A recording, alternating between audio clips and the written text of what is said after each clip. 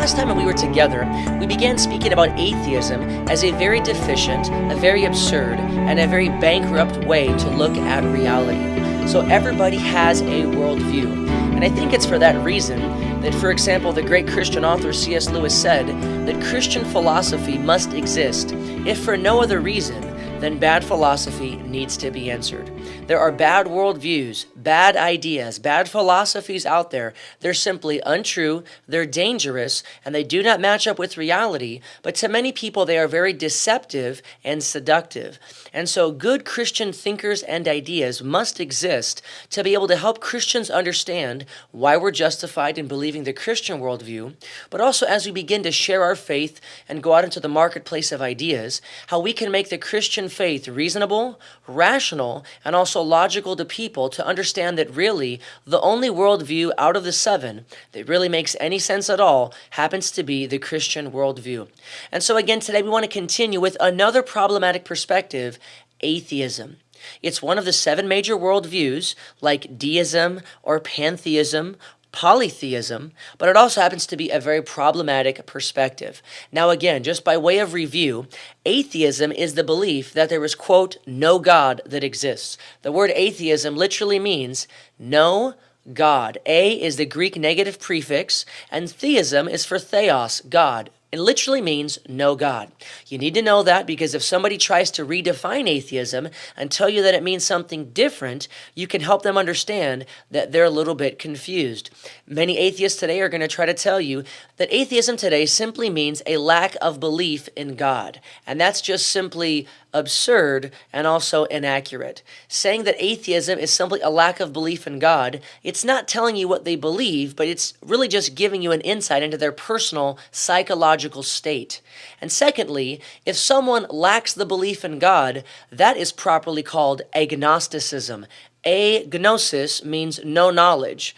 To be agnostic means to be lacking the knowledge of God, or perhaps lacking the knowledge whether we can be sure or not whether God actually exists. So if an atheist tries to tell you that that's what atheism means, remind them that no, that's really what agnosticism means, and so you might want to properly call yourself an agnostic. We began last time by telling you that atheism fails as a worldview. Atheism fails as an absurd perspective on reality for at least 5 good, solid reasons. It fails metaphysically, it fails scientifically, it fails informationally, and also philosophically and logically. Atheism is a very, very bankrupt worldview to have. If you want to liken it to Swiss cheese, that might be a good word picture in your mind because intellectually, atheism is simply full of holes. So listeners, I do just want to encourage you, many times you might hear an atheist talking on the Discovery Channel, perhaps in your workplace or at college, and you might be under the delusion that atheists are very, very intellectual and intelligent people. And I just want to tell you that some of them are, but the vast majority of them, that's really just not the case. Being an atheist does not by default make you an intellectual person, and I think that many Christians are under that wrong impression. Being a Christian doesn't make you silly or ignorant, nor does it make you very smart. And the same thing is true for atheists. Don't think, Christian, that just because someone is an atheist, they are very intellectually advanced. As we'll come to find out, being an atheist is a very uninformed and unintellectual perspective to take. So number one, we talked about last time that atheism fails metaphysically. And the reason why we talked about that is because one of the miracles of atheism is they claim that nothingness produced somethingness, that everything came from nothing. And this is something that is just simply metaphysically impossible. And one of the reasons why we talked about that never could be the case is it goes against our common experience. I mean, just ask yourself, when was the last time that you or anybody you know witnessed nothingness giving rise to somethingness? And that in and of itself is a very good reason for doubting that principle that nothingness could give rise to somethingness. Number two, this principle of nothingness giving rise to everything or nothing causing something, it goes against one of the laws of logic, namely the law of causality. And as we said before, the laws of logic, they're hardwired into our thinking, but they're also hardwired into the fabric of reality itself. And one of the strongest and most fundamental laws of logic, laws of reality that we know of is the law of causality. You can state the law of causality in many ways, that every effect must have a cause. You can say whatever begins to exist has to have a cause. But another way to say the law of causality is this: nothing produces nothing. Or you could say in Latin, ex nihil nihil fit. Out of nothing, nothing comes. This is precisely what the law of causality states, and all of our common experience is based upon it. But yet, the atheist wants to say that no, atheism is based upon the firm pillar and foundation that nothingness has given rise to somethingness, that nothing causes everything. And this is simply impossible. And this is one of many reasons why I simply don't have enough blind faith to be an atheist. Nothingness, accurately defined, is the lack of anything. It is the lack of any substance. It is the lack of any essence or any object. And so how could the lack of anything, literally no thing, give rise to everything? This is simply worse than magic. And so this has properly been called by some one of the miracles of atheism, that nothingness could give rise to somethingness. It violates our common experience. It goes against the law of causality, but thinking that nothingness can give rise to somethingness, it also violates really the entire enterprise of modern science. Now that's really important for your listeners to know, because most atheists typically think of themselves as very scientifically informed people. But if you think about it, just ask yourself, what is the enterprise of modern science? It really is the search for causes and for explanations. But if this were true, if nothingness would give rise to somethingness, or if nothingness could give rise to everything, then this really would cripple or kind of do away with the need for the scientific method and for scientific research. It would essentially cripple the entire enterprise of modern science. And so again, metaphysically, atheism is really bankrupt and absurd as a worldview because it believes that nothingness could give rise to somethingness. It doesn't just fail metaphysically, it goes on to fail in a very huge way scientifically. Because the second miracle of atheism that they must believe took place is that non-life gave rise to life. And this is where we left off in our last program. The atheist is forced to say that non-living chemicals, non-living material, or non-living matter suddenly galvanized itself into action. It vitalized itself. It somehow just came alive and became the first living cell. Now, the reason, of course, why they're forced to say this is because the only other alternative really is to think of design or creation.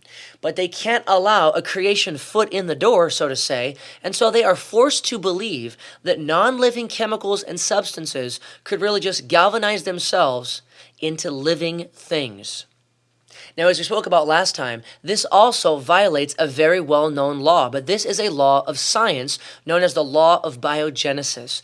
And again, Christians, I do just want to encourage you, you really need to familiarize yourself with the laws of logic, the laws of physics, and the laws of biology and science, because these are some of the best allies, and these are some of the best weapons and tools intellectually in the toolbox of the Christian. The law of biogenesis is violated by what atheists believe. They believe that non-life can produce life, that this is how life began. But actually, the law of biogenesis says that life must come from pre-existent life.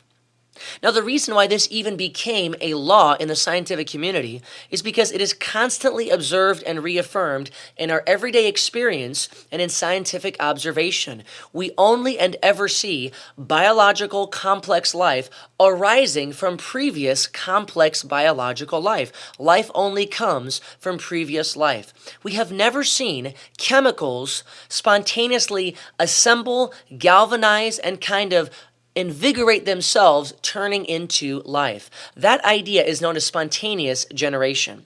And as we mentioned last time, the idea of spontaneous generation was disproven in the 1800s by the magnificent Christian thinker and scientist, one of the founding fathers of the modern scientific movement, Louis Pasteur. Louis Pasteur is the father of bacteriology, and Louis Pasteur definitively disproved spontaneous generation in his famous glass bottle experiment.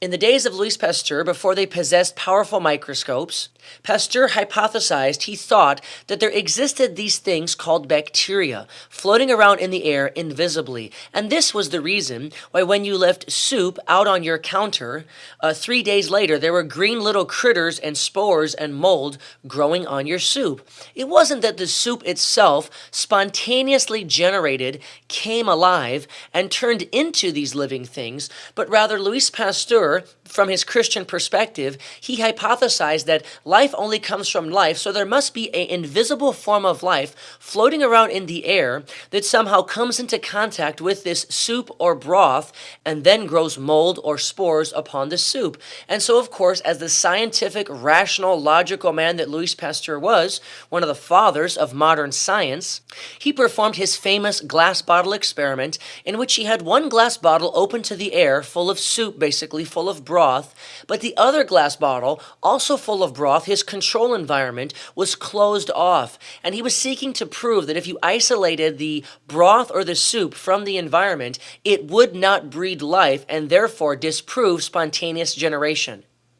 And so, listeners, it's very important for you to remember that this experiment performed by Louis Pasteur in the 1800s, the late 1800s, definitively disproved spontaneous generation, and therefore this principle that atheists cling to today of non-life producing life, which was further endorsed and promoted by Charles Darwin when he published his book Origin of the Species in 1859, was soundly defeated by Louis Pasteur in his experiment. But again, this is what they're forced to believe.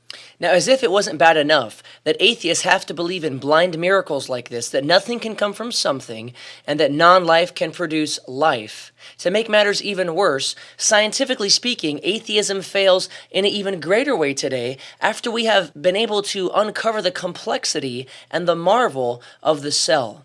You see, in the days of Charles Darwin, the cell was basically a simple glob of protoplasm. Basically like a little piece of jello. People in Charles Darwin's day, of course Darwin himself, they didn't believe the cell was going to turn out to be anything incredibly complex or advanced. But of course today, with our advanced technology and microscopes and the ability to see even into the subatomic level, we've of course discovered that the cell itself is a wonderful world of amazing technology and bewildering complexity. Far from being the simple glob of protoplasm that Charles Darwin and many other proponents of atheism thought it was in the late 1800s, today the cell itself has turned out to be far from simple. Listen to the words of Dr. Michael Denton as he describes the cell from the perspective of a professional Ph.D. scientist. In his book, Evolution, A Theory in Crisis, Dr. Michael Denton said this: "To grasp the reality of life, as it has been revealed by molecular biology, we must magnify a cell 1,000 million times until it is 20 kilometers in diameter and resembles a giant airship large enough to cover a great city like London or New York.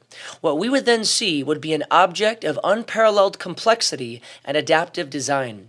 On the surface of the cell, we would see millions of openings, like the portholes of a vast spaceship, opening and closing to allow a continual stream of materials to flow in and out. If we were to enter one of these openings, we would find ourselves in a world of supreme technology and bewildering complexity." Dr. Denton goes on to say, "The complexity of the simplest known type of cell is so great that it is impossible to accept that such an object could have been thrown together suddenly by some kind of freakish, vastly improbable event. Such an occurrence would be indistinguishable from a miracle."